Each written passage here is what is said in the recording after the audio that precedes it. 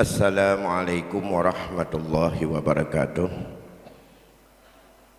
Alhamdulillahi rabbil alamin. Allahumma salli ala sayyidina Muhammadin sayyidil anbiya'i wal mursalin wa ala alihi wa ashabihi ajma'in, amma ba'd. Segenap puji beserta syukur kita persembahkan kehadirat Allah Subhanahu wa taala. Alhamdulillah, sampai dengan saat yang berbahagianya kita ini masih diberikan oleh Allah kesehatan, masih diberi juga ketenangan, ketentraman jiwa, dan kita bersyukur karena kita masih diberikan kelompok hamba yang betul-betul kita akan mendapatkan perlindungan dari Allah pada hari la dhilla illa dhilluh, hari yang tidak ada mampu memberikan perlindungan apapun kecuali hanya perlindungan Allah saja yang ada, yaitu rajulun qalbuhu mu'allakun bil masajid, orang-orang yang hatinya selalu terpaut dan terikat dengan masjid, baik untuk salat, untuk zikir, untuk wirid, untuk i'tikaf, untuk taklim, dan untuk segala apa saja yang bermanfaat. Sentralnya masjid. Selawat dan salam keharibaan junjungan kita Nabi besar Muhammad sallallahu alaihi wasallam pada keluarga dan sahabat beliau sekalian. Tunggu-tunggu bapak-bapak dan ibu-ibu sidang jamaah maghrib, perlu kami ingatkan kembali sebagai untuk mengingatkan kita bahawa hukum berkaitan dengan pengalihan milik orang mati ini yang di dalam Islam disebut dengan faraid merupakan hukum yang sangat sensitif dalam jiwa hamba dan mudah digoda oleh bermacam pengaruh, di mana kalau kita di dalam hukum Allah perpindahan milik dari orang mati kepada orang yang masih hidup atau kita sebut dengan ahli waris hanya dikenal dengan 4 cara saja, yaitu dengan jalan mengambil ketetapan yang telah ditetapkan Allah yang disebut dengan segala orang yang mendapat fardu, dan itulah kata-kata fardu itu menjadi topik atau menjadi nama bagi ilmu ini, yaitu jamaknya al-faraid, segala yang telah Allah fardukan. Yang kedua dengan jalan asabah.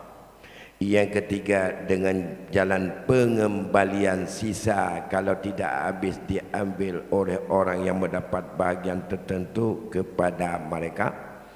Dan yang keempat dengan jalan zawil arham, yaitu orang-orang yang merupakan hubungan dengan seseorang yang meninggal itu hanya dihubungkan dengan hubungan rahim atau dengan hubungan kasih sayang, yaitu dari keturunan ibu.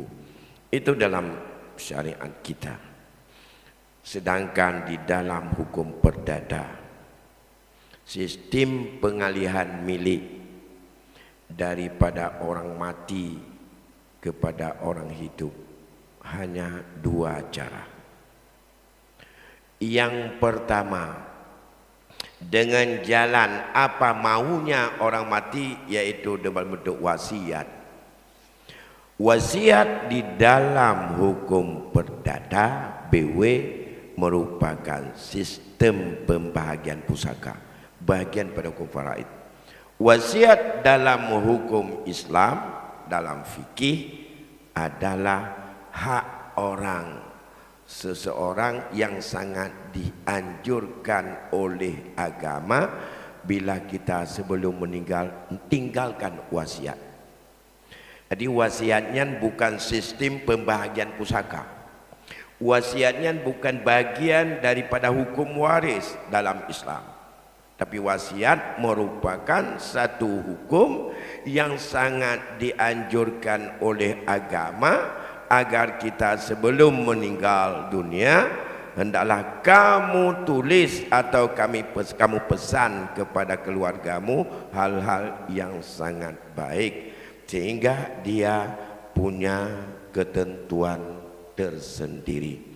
Sedangkan di dalam hukum perdata, wasiat merupakan ketetapan kepada siapa dan berapa bila seseorang meninggal yang berhak untuk menguasai milik daripada orang mati. Dan itu menjadi prioritas yang kita kenal di dalam hukum buku perdata itu dengan surat Al-Wasiyat.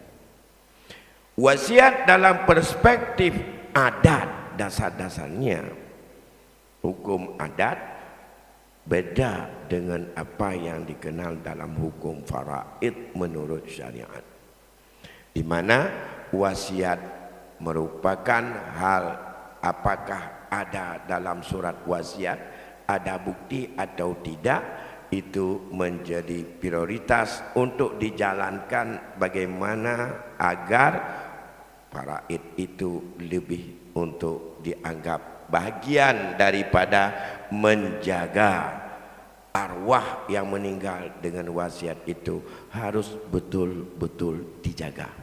Walaupun itu berbeda dengan apa yang ditetapkan oleh Allah. Nah, ini beda.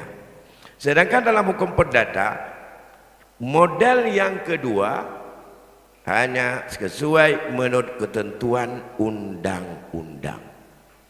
Undang-undang ini dimasukkan dalam undang-undang tentang masalah pengaturan material atau benda. Sehingga apapun yang berkaitan dengan hak kewajiban bila seorang meninggal dunia berpindah kepada ahli waris atau kepada orang yang diwasiatkan.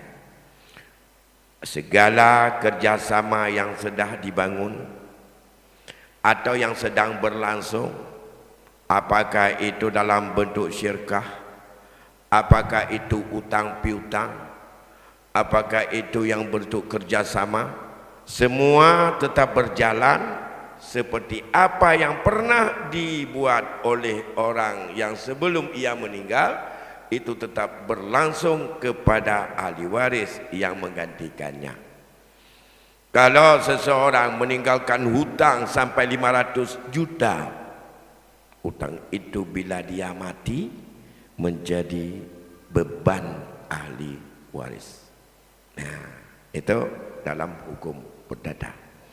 Ya, dalam hukum Islam berkaitan dengan hubungan manusia dengan manusia saat mereka hidup. Misalnya ada kerjasama, ada syirkah, ada perkongsian, ada bermacam-macam daripada aktivitas antara satu dengan yang lain. Termasuk antara laki-laki perempuan dalam hubungan nikah. Bila salah satu meninggal dunia, semua bubar. Tidak ada lagi. Semua bubar. Yang berkaitan dengan material, dari material ataupun harta ditinggalkan, selesaikan itu semuanya. Termasuk masalah hutang yang sifatnya ada buat jaminan, yang kita kenal biasa dalam masyarakat kita disebut dengan rahan atau gala. Gala,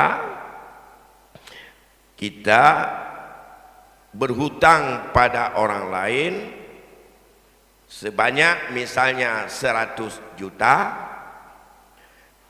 dengan batas rentang waktu 1 tahun dengan jaminan 1 hektar kebun durian misalnya. Jaminan itu andai kata begitu sampai tangguh hutangnya 1 tahun, kita yang berhutang tidak punya kemampuan untuk membayar sesuai dengan janji, maka kebun durian itu dijual. Dan berapa nilai 100 juta ambil kepada yang bersangkutan untuk pelunasan hutang, sisanya kembalikan kepada yang punya. Itu prinsip dari rahan. Bukan seperti apa yang kita lakukan selama ini. Oh, dia tak pegala abad dia, anak tu baik ilai ni pajuk merijak aja dia kat lampu dia.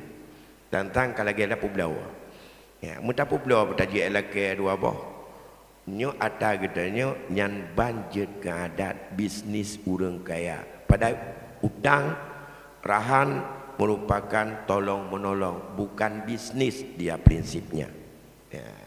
Maka dalam hal ini, andai kata sebelum sampai 1 tahun, salah satu di antara rahin dan murtahin, urang pegala dan urang gala meninggal. Andai kata meninggal urang pegala, maka hutang tadi lunaskan. Ya.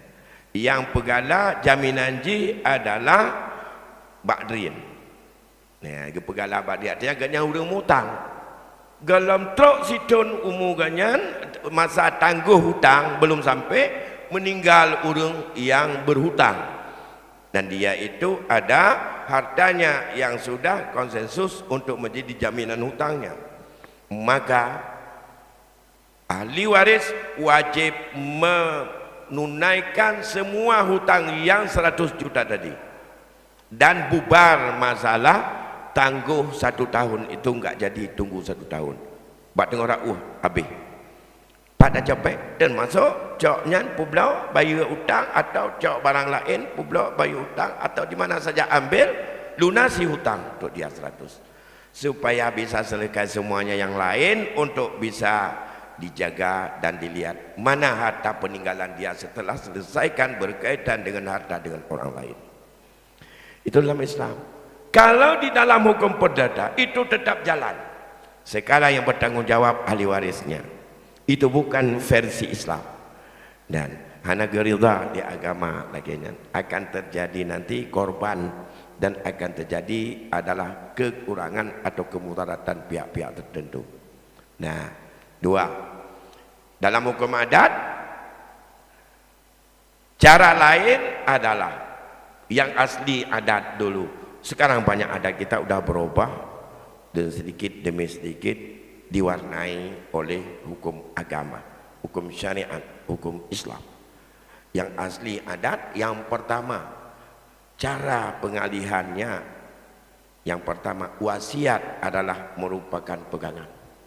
Rap tabang hukum perdata, demam penyebab hukum data, wasiatnya benar surat yang ditandangan di depan notaris. Dalam hukum adat hana payah surat. Ada nama hati-hati na urung mengaku na wasiat lagenyo yang prioritas utama. Wasit bagian daripada sistem pewarisan menyolam adat. Dalam Islam wasit punya kedudukan hukum tersendiri, wasiat sedangkan faraid punya hukum tersendiri, lain-lain bab. Ya. Dalam adat wasit bagian daripada sistem pewarisan. Yang kedua, dalam hukum adat, andai kata tidak ada wasiat, yang paling dominan terjadi pengalihan kekuasaan harta orang mati kepada salah satu ahli waris untuk mengaturnya sebagai ganti orang mati yang punya kekuasaan penuh untuk menjalankannya. Terjadi 2 hal. Kalau yang dalam sistem masyarakat yang lebih dominan kepada kekuasaan laki-laki, ia beralih kepada ahli waris yang paling tua dari urang agama lain, tak boleh berkutik. Harus dia yang menentukan, dia punya kekuasaan sebagai pengatur selanjutnya harta orang mati itu. Biar haji tanya mentah baca-baca 3 go jino merasa bahawa menyolon anak agam yang paling tua. Ya, meninggal orang syed. Adik teramai, tapi yang paling tua katanya. Ya inong na ya agam na nama atau nayah teman-teman olehnya na mungkin yang meninggal abang katanya. Kemudian masih ada istrinya. Siapa yang mengambil kekuasaan sekuat? Abang yang paling tua merasa bertanggung jawab, apakah dia mau bagi atau tidak. Ada dalam kuasanya sebagai pengambil alih daripada ayah yang meninggal. Cuma kadang-kadang jino lunak bacu menyawai tidak boleh komen. Kiban yang mohon ganyan hong kena jok toh kena publo pu kena mukauri dan segala macam tidak boleh dibantah. Nya bantah arwah ente akan tutah dan kita akan papa tidak ada. Nah begini dulu. Nya adat asli.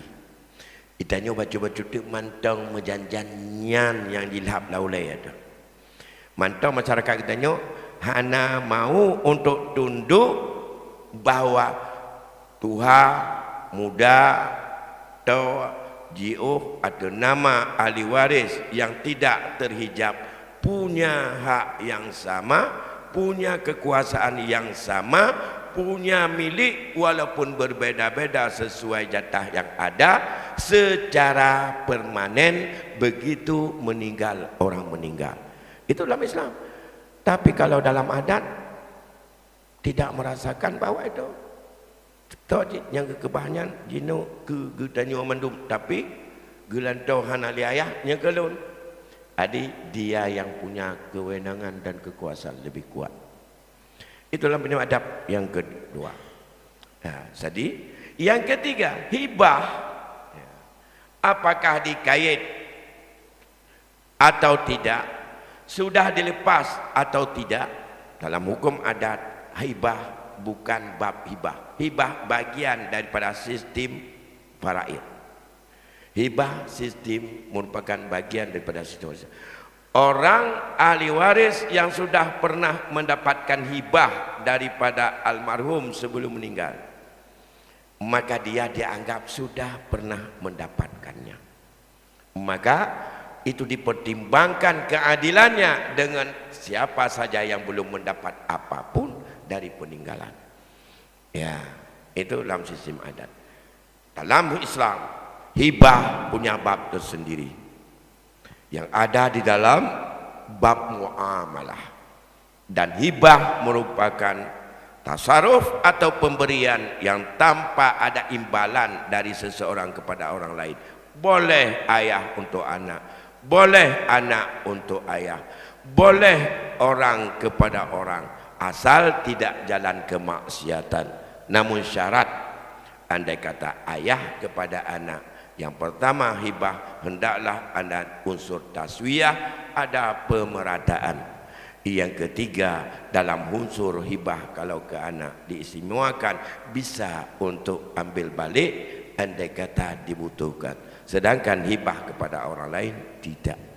Dalam sistem ini Islam sangat adil terhadap orang tua yang ingin untuk memberikan bantuan kepada anaknya di dalam bentuk hibah. Apa yang dilihat oleh ayah bahwa anaknya ada yang sangat ideal, ada yang sangat baik, ada yang sangat jujur, tapi belum tentu kejujuran, kebaikan dan kesentuhan hati dengan dia itu belum tentu agama adalah seperti itu, tergantung jiwa ayahnya. Maka dituntut dalam pemberian hibah hendaknya ada taswiyah atau ada kepemerataan semua anak. Anak dah hibah, mandum anak benar hibah. Jangan satu dihibah, yang lain tidak. Nah, kenapa kan hibahnya adalah hak orang udip dengan orang udip, hak ayah dengan anak selama batas masih ada nyawa. Bila salah satu meninggal, menyangkut hibah ini adalah tidak bisa dilakukan oleh ahli waris. Ahli waris boleh melakukan hibah hanya kepada orang dan dari hartanya, bukan harta orang mati, kepada orang hidup, apakah anak dia, ayahnya, abang, apa atau siapa saja. Nah, ini dalam hukum faraid, hibah bukan bagian daripada pengalihan milik daripada hak orang mati kepada ahli waris. Dalam hukum adat, hibah merupakan aspek yang diperhitungkan bahwa dia hendak boleh dikasih menurut haknya lagi, karena dia sudah pernah mendapat hibah saat hidup orang yang mati tersebut. Misalnya kalau kami di PDA dulu anak inang menyekada mengkahwin juk rumah yang hibah daripada ayah tuan kepada anak inang dapat rumah setiap anak bro. Begitu meninggal kita, orang tuanya meninggal, anaknya yang masih kecil-kecil yang perempuan itu kan belum dapat rumah. Karena belum kahwin, karena syarat gejuk rumah oleh kahwin, ke pulang rumah. Abah. Maka menyona nam ni nau payah persiapkan rumah nambah. Di jamun. Majino nak tak lagi yang karena uri nau jino nak tak galak geduk di rumah le. Dia mengkahwin kan galak kita tetap lako kerja mahal ke uan tu paling-paling ya bapa rumah tua man ya dua kena. Nah, begitu meninggal dunia, adik-adiknya yang belum dapat rumah, ya itu harus mendapatkan daripada peninggalan supaya ada pemerataan dengan kakaknya yang sudah kahwin dulu. Begitu juga menyangkut dengan pendidikan. Ayahnya sudah menyekolahkan abang-abangnya ini sudah sarjana, adiknya ada yang masih kecil, masih mungkin SMP. Ini tak boleh dibagi-bagi dulu. Kita selesaikan dia sampai juga kahwin lagi yang lain. Ulah je kari urun si kitanya kalau meninggal gekauri watem kahwin lebar lima. Ini pi bayar kahwin tak pesta di kitanya dengan uang bersama. Itu dianggap bagian daripada kewarisan. Kalau lama ada. Maka inilah yang harus kita bedakan dulu. Kalau ini sudah dibedakan, akan ada benang merah. Kita sebagai seorang mukmin yang loyal dengan hukum Allah, kalau kita ingin untuk mengakumulasi, mengintegrasi, apakah dari hukum perdata atau dalam hukum agama, dalam hukum adat, ke dalam integrasi dalam hukum Islam, dibolehkan selama jangan nabrak dengan hukum yang sudah jelas dalam syariat.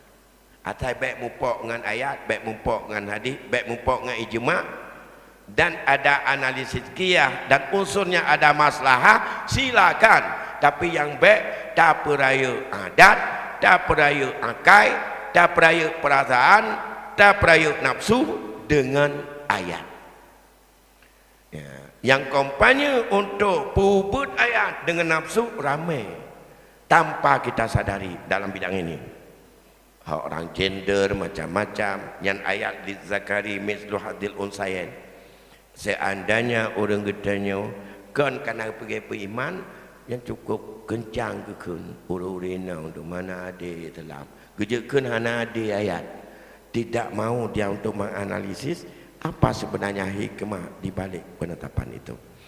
Bapak Ibu yang berbahagia, ini ada waktu lebih kurang 20 menit.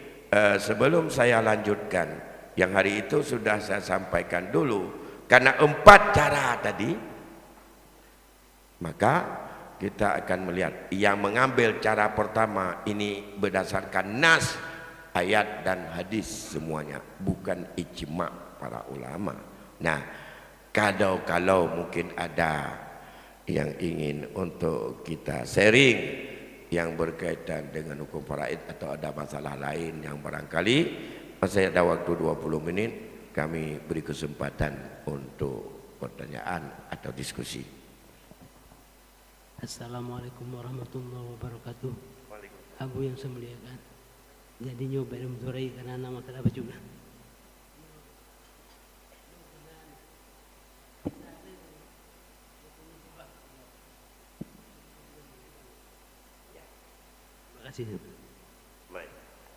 Sekarang kita tidak punya anak atau ada anak, tapi untuk mereka anak sanggup kita biayai dengan apakah dalam batas yang wajib. Nana mungkin perumah, tapi kita masih sanggup untuk menafkah mereka dalam kategori batas yang wajib. Menyana yang wajib etna, menyana agam et balik. Dia nya minta rezeki gerong. Yang kagebi jino yang kata pak mahasiswa kerja ke S2 ke S3 bahkan ke profesor, gejuk biaya di urunci, nyankan kewajiban urunci, nyan hibah urunci kerja.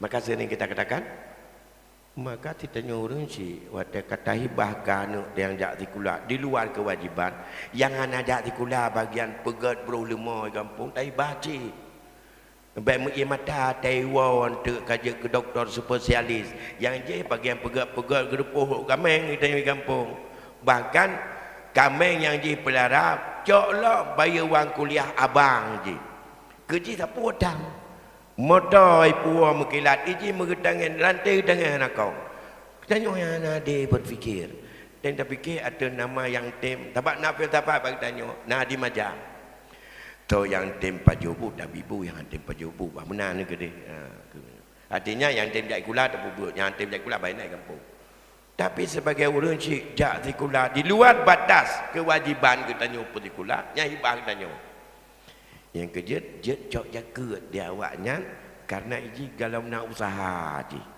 dan hanale tanggungjawab apakah ada katanya maka orang yang dalam pendidikan dia cok jaga tadi sekarang berkaitan dengan hibah ini selama tidak jatuh kita dalam kategori orang menjadi peminta-minta menjadi fakir tidak menjadikan kita sampai turun menjadi orang yang muflis, bangkrut.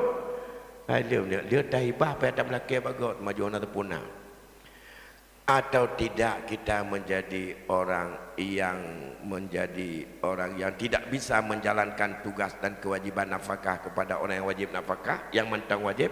Selebih dari itu tidak ada batas untuk menghibah kepada jalan kebaikan. Kepada siapa saja, yang penting tidak jalan maksiat. Nak jok masjid, nak pergi ke pesantren, nak pergi lembaga tahfidzil Quran, tabah tidraw tajuinan yang taibah laju pergi mendung. Alanya dapat tawathid mentang nyom mate lo nyo kata nom hino, ngana be Quran nyo kadang pui ku becut ide nangen bo. Baik kati aku dia dalam ดือน gede ka puji lo ngau reung je wati lagi nyan karenanya hibahnya jadi hibah tidak ada batas selama tapi saat kita hibah kita masih sehat masih tidak ada tanda-tanda kita sakit yang biasa mati dengan sakit itu atau disebut sakit melarat meno nyo kaliaga kena jantung ubena ring kabeh patang menyotap lu bak betih hanale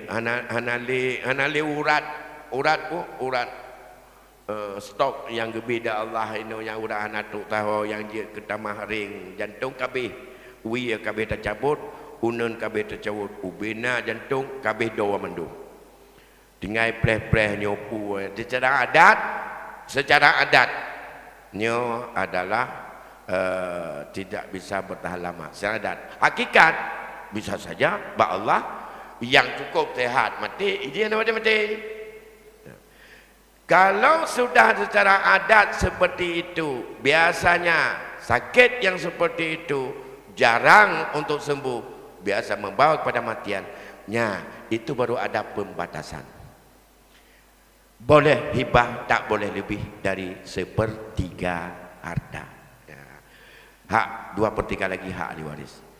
Sebab mengapa? Memang saat itu mengapa dia supaya tidak ada unsur dalam hati ingin untuk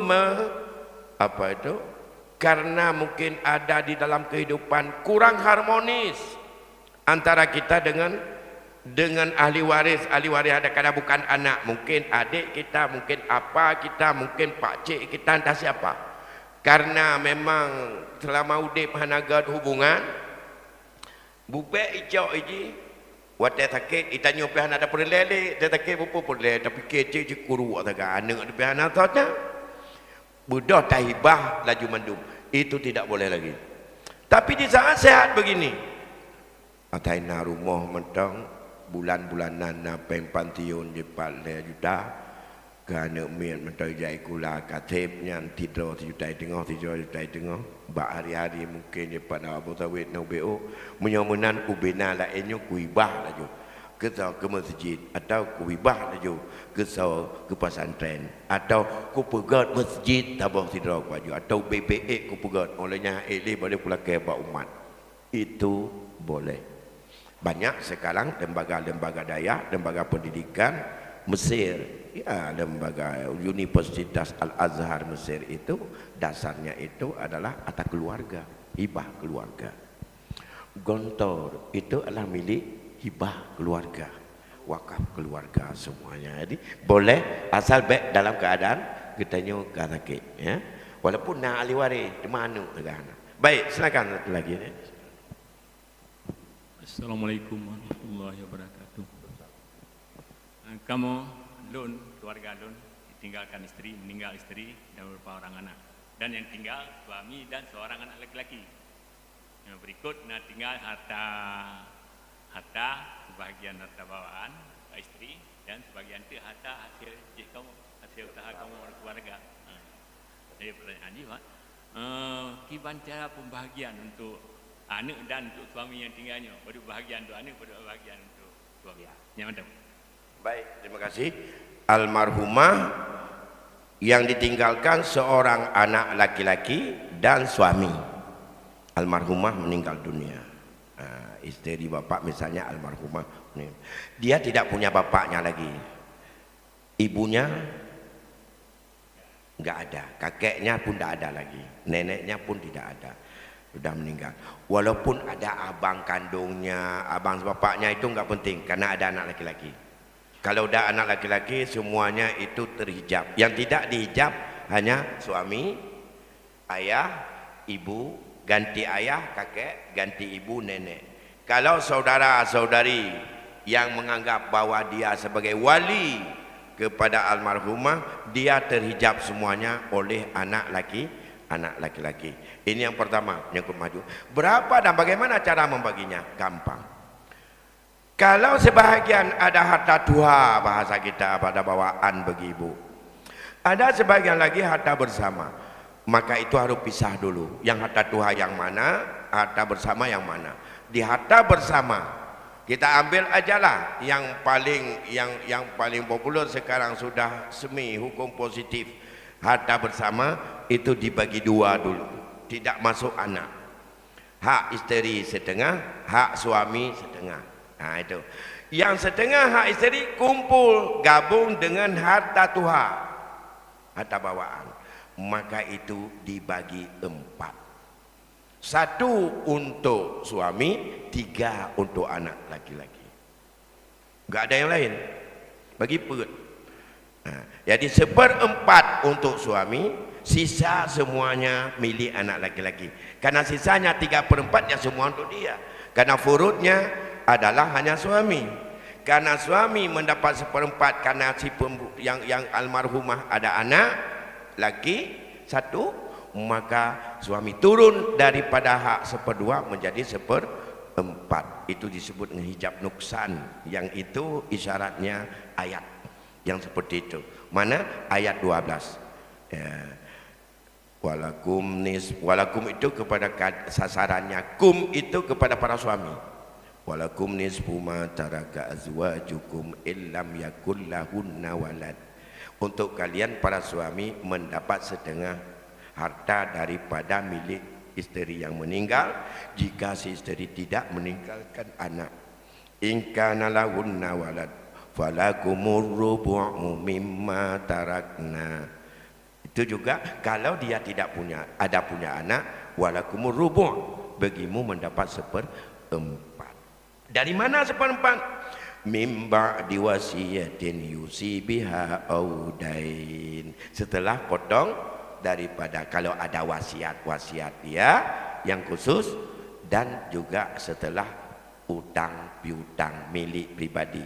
Tapi kalau utang syirkah, utang bersama dengan suami, karena dalam menghasilkan harta bersama ada utang bersama. Kalau utang bersama, sebelum harta bersama bagi, bayar hutang bersama dulu. Jangan hak dapat bersama, utang sudah masing-masing. Nah, itu tidak ada.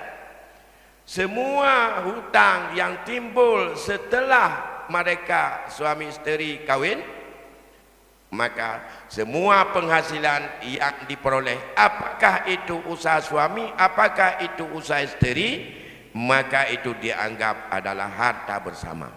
Nah, segala hutang yang timbul setelah kawin, Yang apakah untuk usaha atau untuk beli baju atau untuk apa saja, termasuk untuk pesta anaknya, itu juga hutang bersama. Hutang bersama, sebelum bagi harta bersama, potong dulu lunasi hutang bersama. Ya, jangan dengan hutang dipotong dari harta bawaan. Bawaan tidak bawa hutang, harta saja yang dibawa tadi. Jadi gampang, setelah selesai menyangkut jok dulu hak syirkah dengan bapak, sisanya gabung dengan harta tuha. Jumlah itu semuanya dalam nilai dibagi 4. Nanti ngambil di mana dengan label nilainya. Rumah berapa? Harta yang ditaruh tentu saja ini adalah harta yang ma'ruf dan adat yang berlaku di daerah mana tempatnya. Misalnya Canggaram, pasaran Canggaram. Demam Munyahidin dia ada Simpang Jamil, menurut Lancang pasaran diri ada Simpang Jamil, ada surah di mana tempatnya. Semua ambil hak suami, furud 1/4. Sisa semuanya untuk anak laki-laki. Yang lain semuanya terhijab.